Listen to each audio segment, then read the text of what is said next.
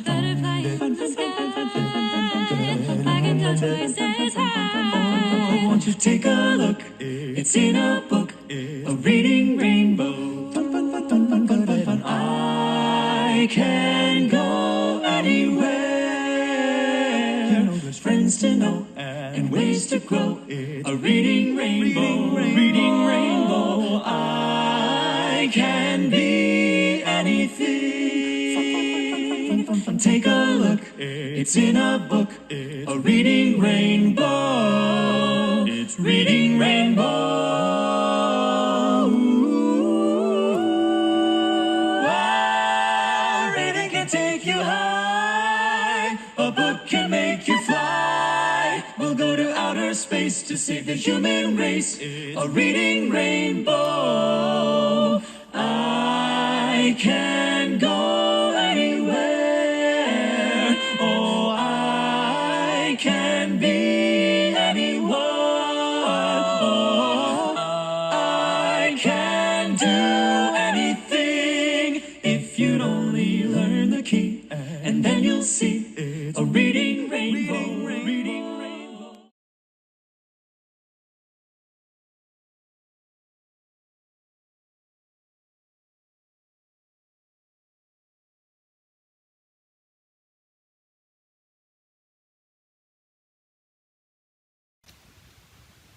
Hi everybody, David Cantor here, host of UUCC Zoom In Live. Well, as I'm recording this announcement, I can look out my window and still see some of the vestiges of our snowstorms this week. But my heart gets warm for two reasons. One, because I know it's going to be in the 70s next week.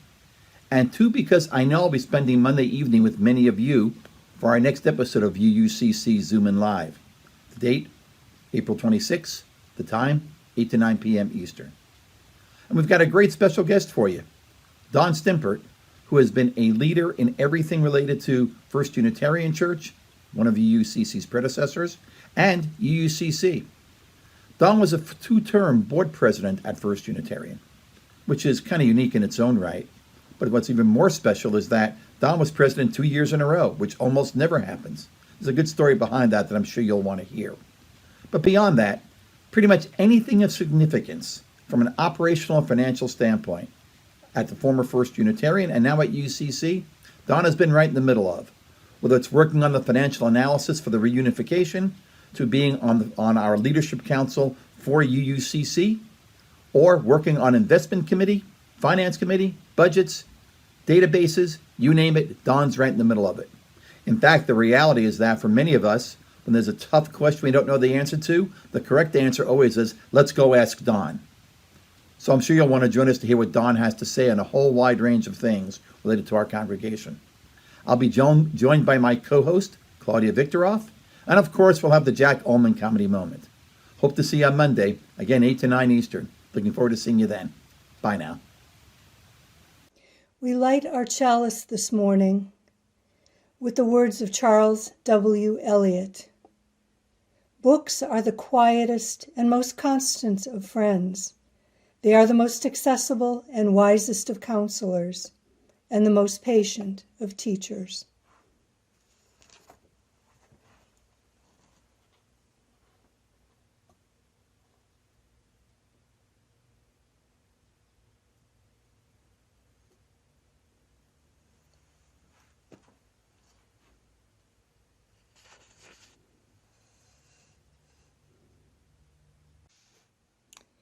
Our call to worship this morning comes from Anne Lamott. For some of us, books are important as almost anything else on earth. What a miracle it is that out of these small, flat, rigid squares of paper unfolds world after world after world, worlds that sing to you comfort and quiet, or excite you. Books help us understand who we are and how we are to behave. They show us what community and friendship mean, and they show us how to live and to die. Come, friends, let us worship together.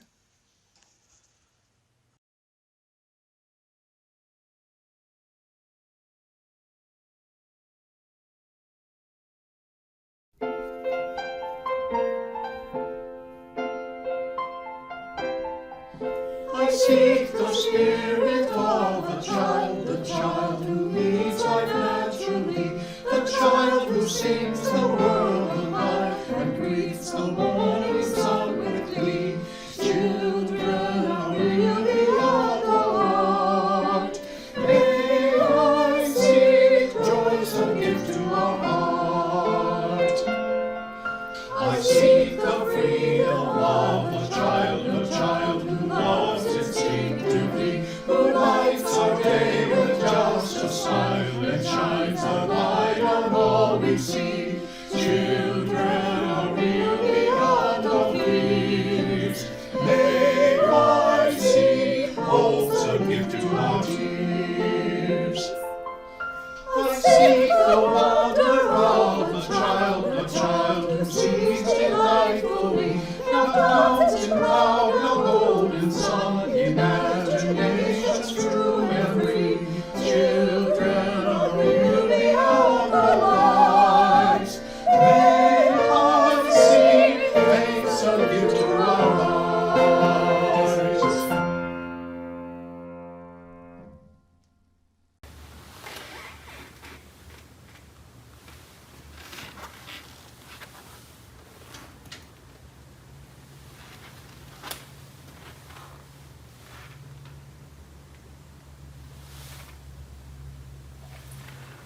For a joy you may be sharing.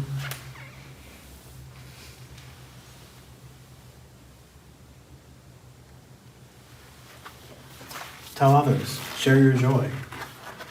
For a sorrow that you're bearing, share the burden with other people. And in gratitude for community, I light our last candle. Please join us in our Unison Reading by Christopher Paolini. Books are my friends, my companions. They make me laugh and cry and find meaning in life.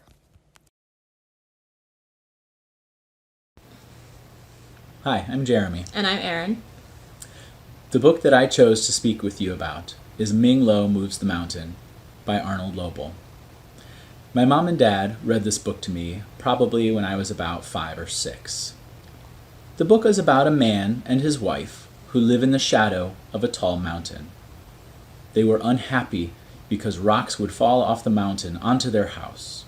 Their crops wouldn't grow because the mountain blocked the sunlight, etc. Minglo's wife demands that he moves the mountain so that they can be happy. After seeking the help of an old wise man in the village, Ming Lo and his wife make several attempts to move the mountain. They try to push it with a huge tree they cut down, try to scare it into moving by beating pots and pans and making lots of noise, and try to appease the spirits of the mountain by baking delicious food as an offering so that the spirit will grant their wish. Each time, Ming Lo returns to the wise man in defeat, seeking another idea. Finally, the wise man, surrounded by billowing smoke from his pipe, instructs Ming Lo how to do the dance of the moving mountain. He and his wife are told to take apart their house and bundle the sticks up with all of their other possessions, to carry these items in their arms and on their heads, to close their eyes, and to do the dance moves that are essentially putting one foot behind the other for many hours.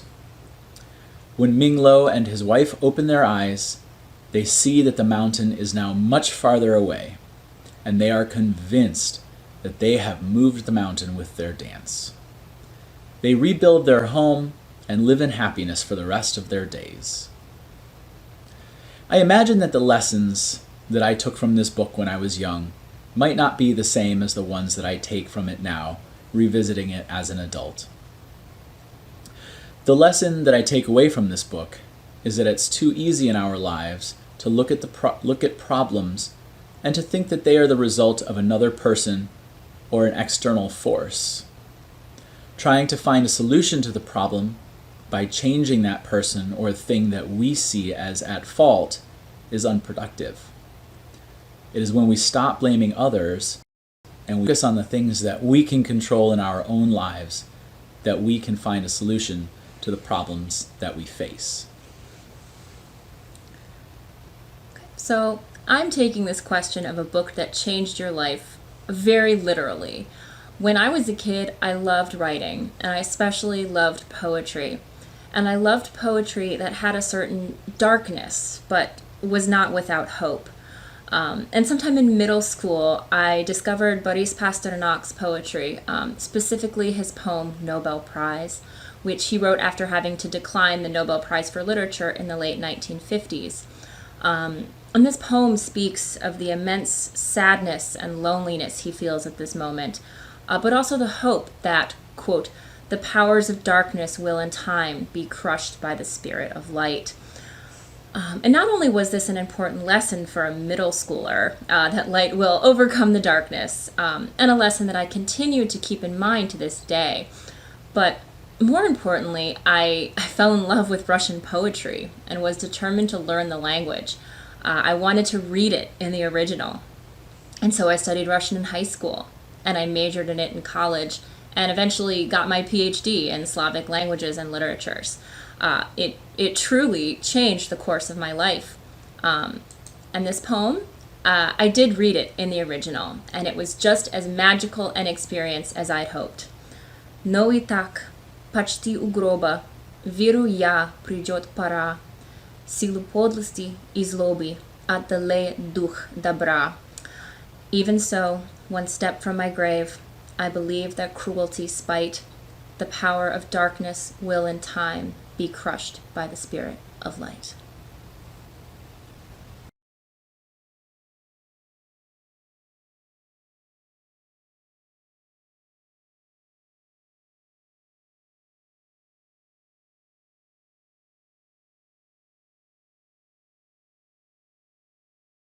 What a goodly thing if the children of the world could live together in peace. Shalom, shalom, shalom, shalom, shalom, shalom,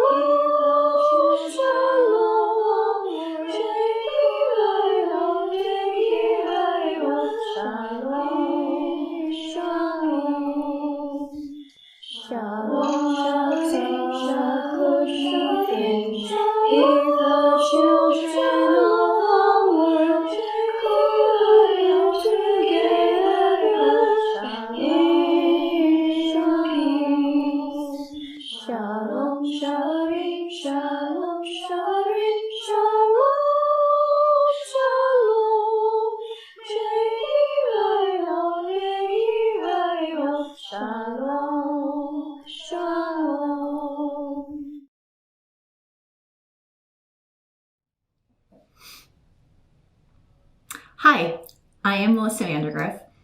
The book, or should I say books, that meant most to me as a child was the Little House series by Laura Ingalls Wilder. Wilder was born in 1867 and authored this series of 9 books chronicling her childhood and early adulthood years as a member of an American pioneer family. The books were published between 1932 and 1943.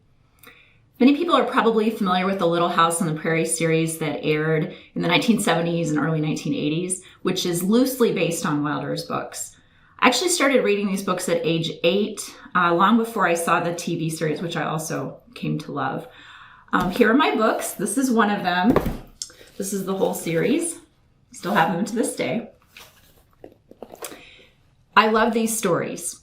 I read them at least 4 times cover to cover throughout my youth. And I wanted to be Laura.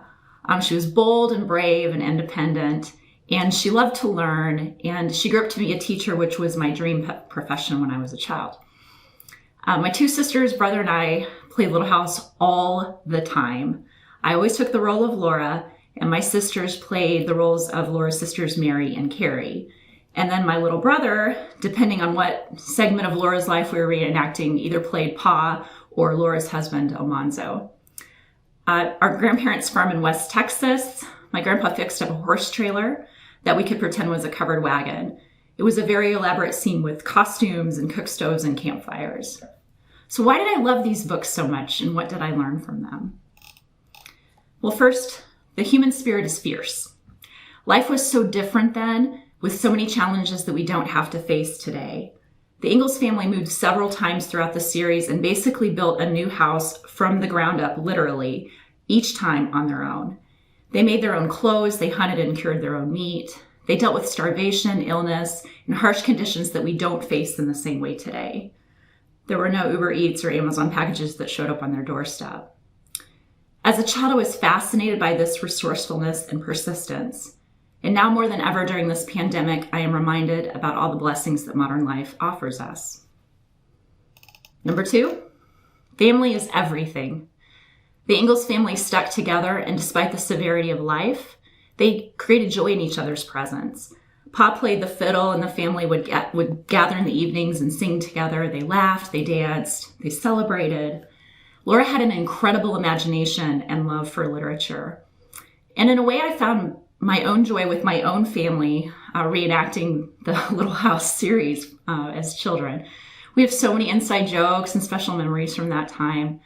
My two sisters, brother, and I are so very close to this day, and unfortunately we're spread out all across the country, which makes it even harder with the pandemic. We're in Ohio and California and Texas, and I haven't seen them since the start of the pandemic. I told them I was recording this story, and they begged me to please not share any photos from our Little House days, so I won't be doing that. And finally, there was glaring gender inequality and racism in these books. And in book 2, which I had held up, in particular, this is the actual Little House on the Prairie book of the 9. The Ingalls family settles in Native American territory in Kansas. And I can't describe succinctly in this sharing today the events of that time in Laura's life, but I will say it was a really tough read for a child and an even tougher read for an adult. And these books, at an early age, really opened my eyes to some really difficult questions about the inherent dignity and worth of every individual. And I still don't have answers to these questions today.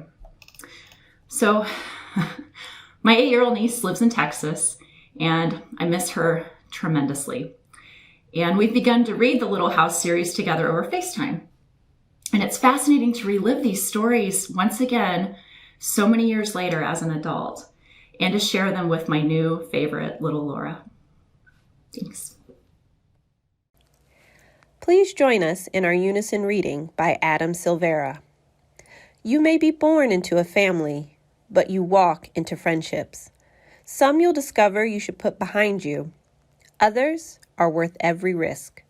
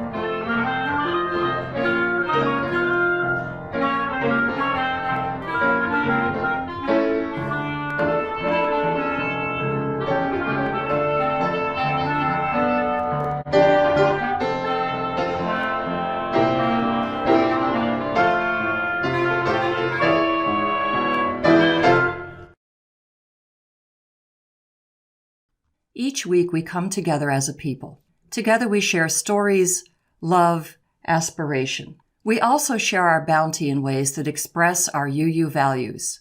May this important ritual of sharing abundance remind us that making our world better is a task best shared.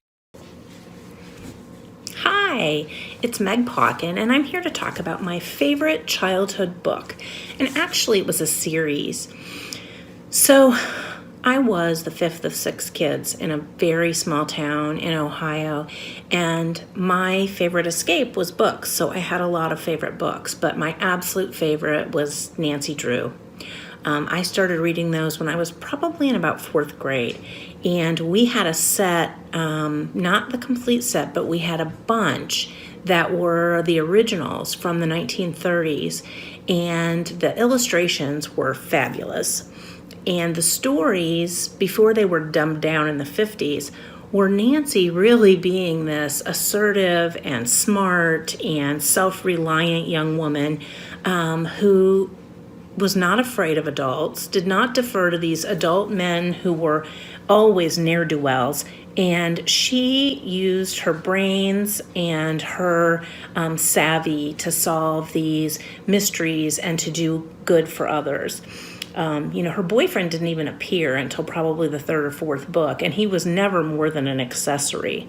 So in addition to the descriptions of her gorgeous clothing and her speedy blue roadster, I just loved this female heroine who accomplished these things as a teenager without adult help. And so those books were really inspirational for me. And over the years, I've collected a lot of them, and I really, really enjoy them. They're my favorites. So Nancy Drew is my personal favorite, and her author, Carolyn Keene, who actually was a nom de plume of a woman who wrote serial books and supported her family doing that in the 1930s, 40s, and 50s, was a native of Toledo, Ohio. So Nancy's my favorite. Thanks. Bye.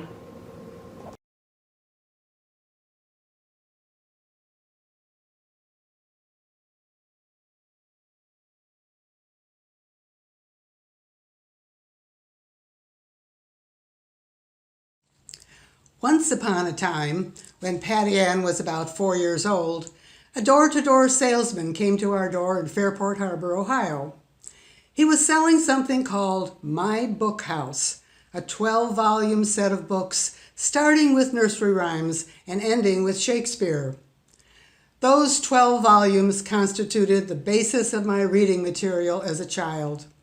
Published in England, they introduced me to a literary world that progressed along with my reading ability.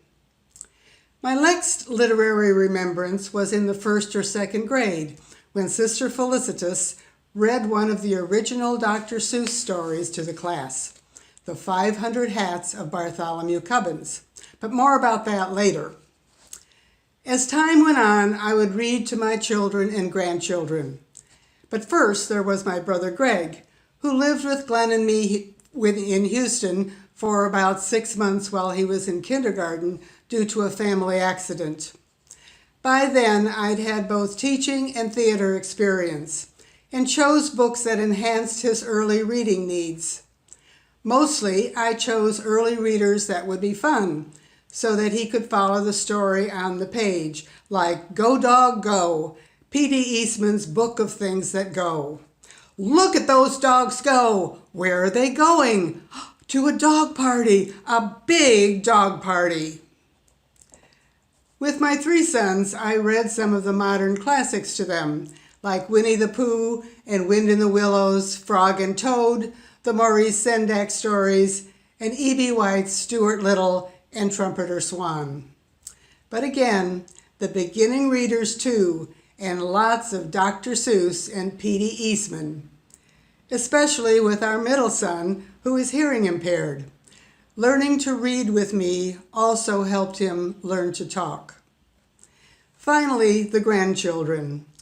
With our 3 that lived out of state, when we would come through the door for a visit, the 2 youngest ones would be sitting on the couch holding their books, yelling, "Read a book! Read a book!"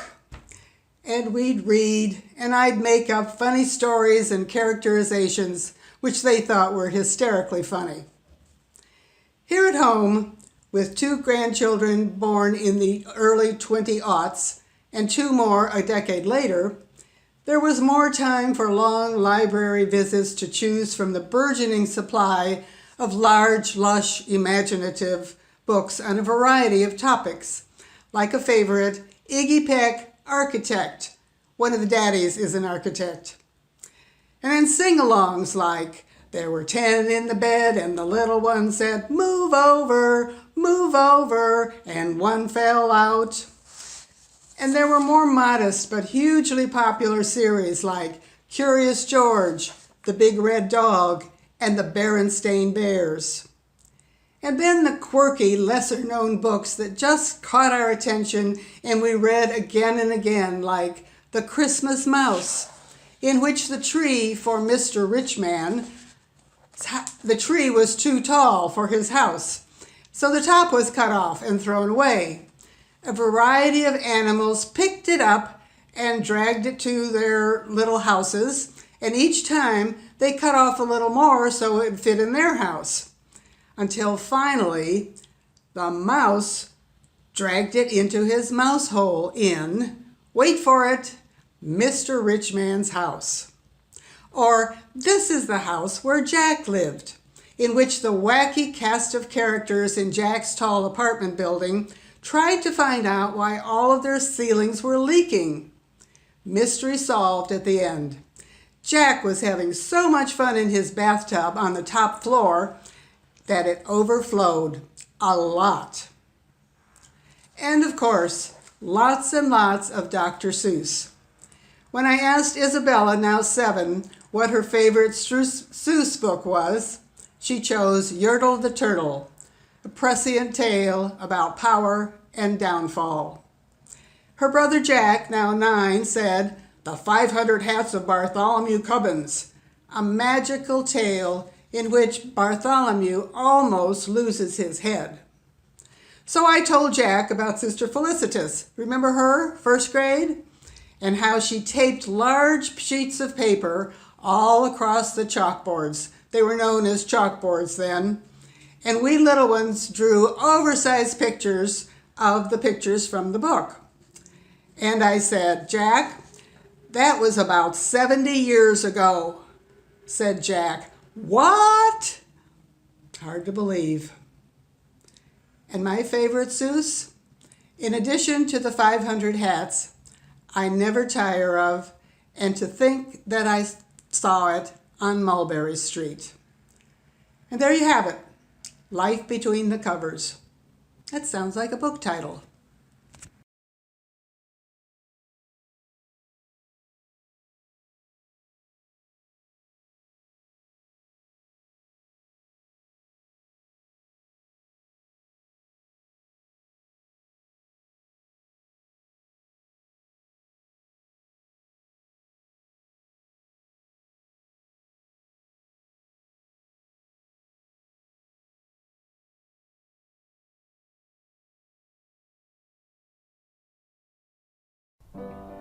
We've cleared off the table, leftovers saved, washed the dishes and put them away.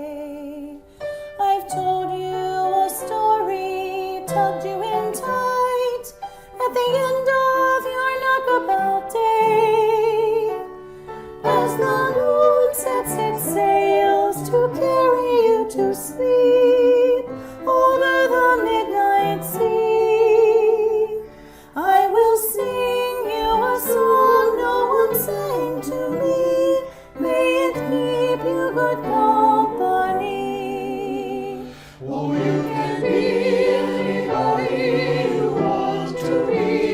You can love whoever you will. You can travel any country where your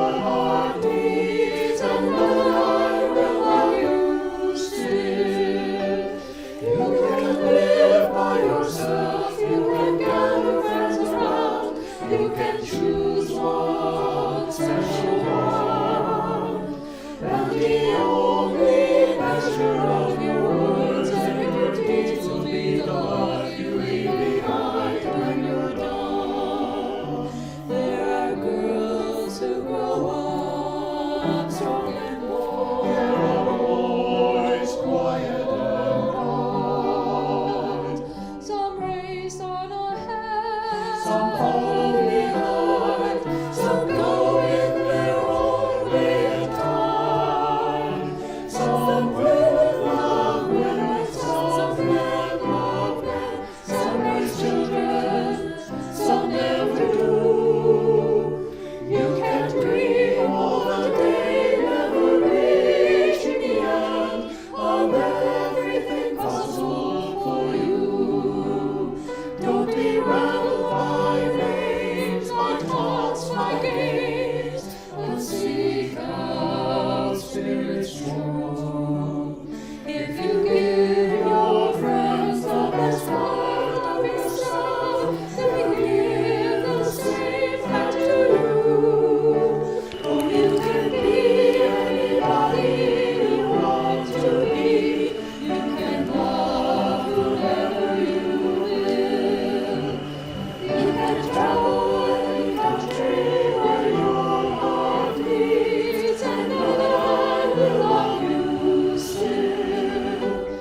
You can live by yourself, you can gather friends around, you can choose one special one, and the only measure of your words and your deeds will be the love you leave behind when you're done.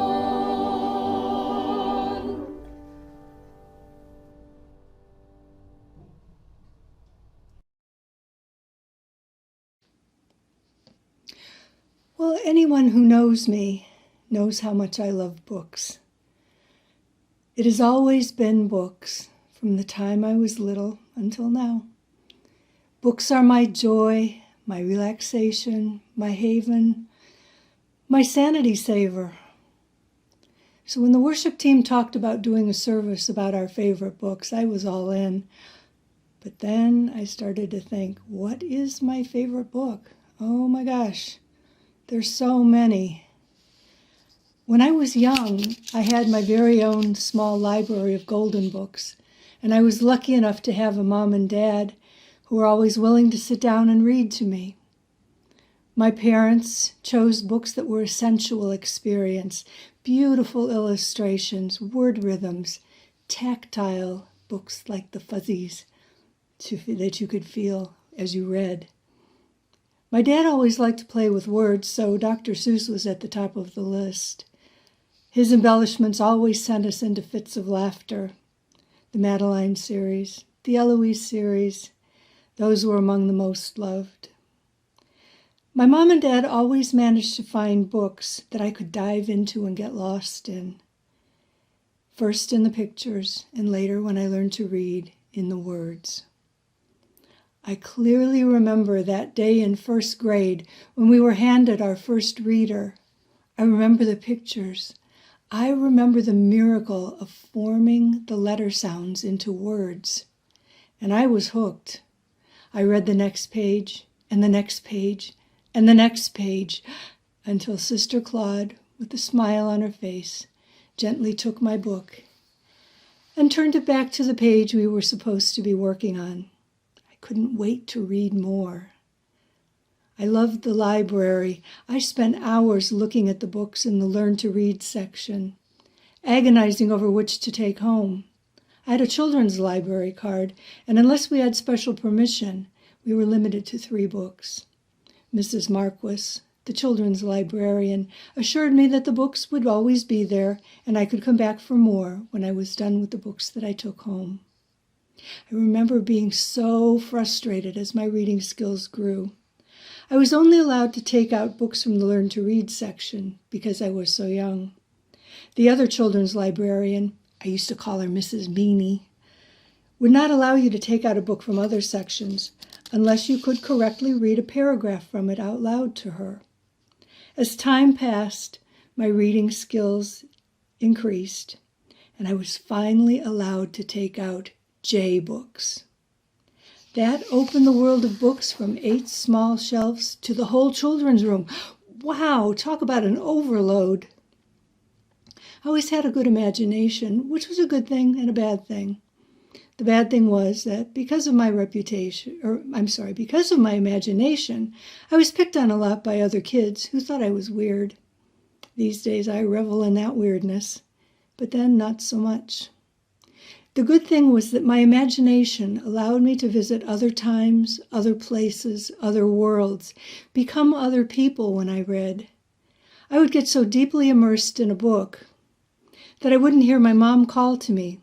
She usually had to come and gently, so to speak, break the spell. Books were my haven. They were a place I could go to when the other kids got a little too hard to deal with. So what was my favorite book? There are so many. I could probably be here all day with my list. But there's one book that stands out because of the impact it had on my way of seeing the world and myself.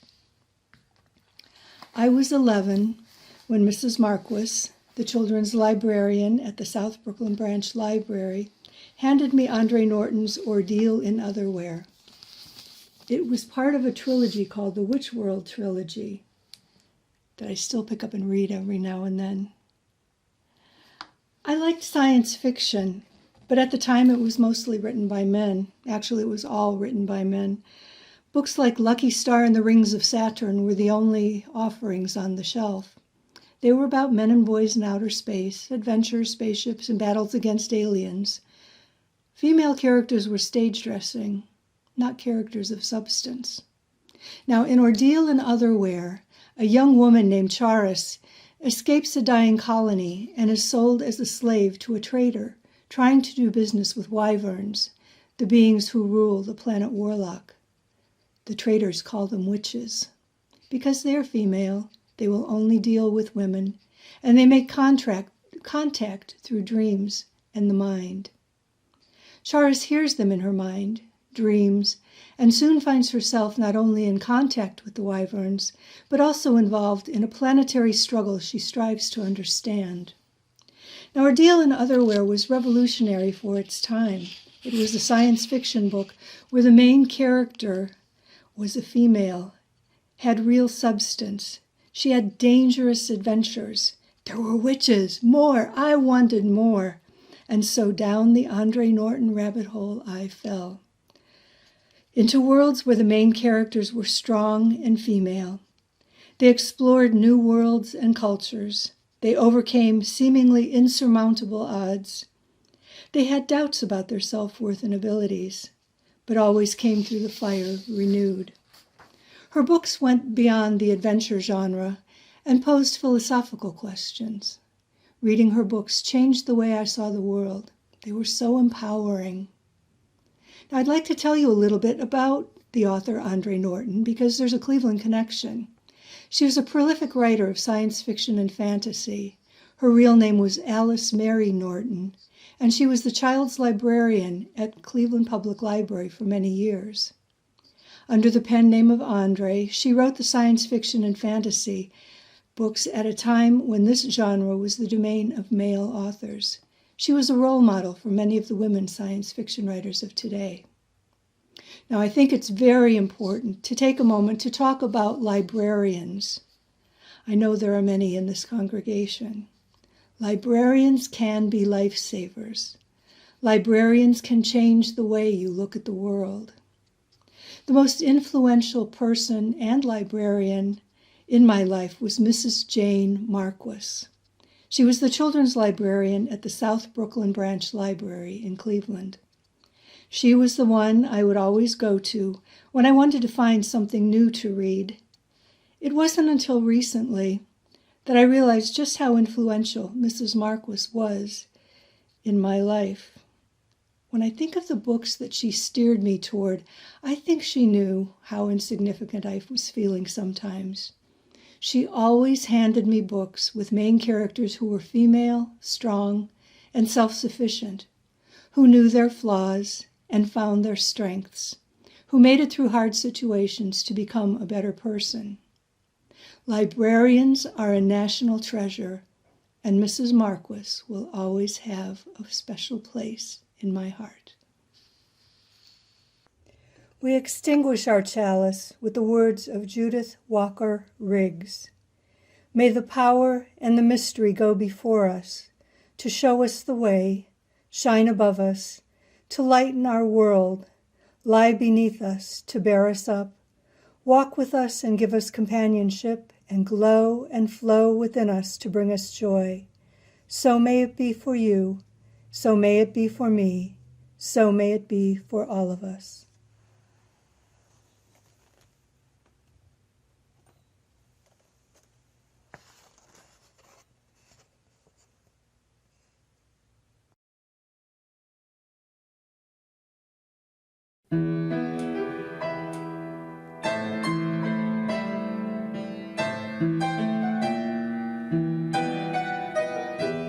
For each child that's born, a morning star rises and sings to the universe who we are. For each child that's born, a morning star rises and sings to the universe who we are.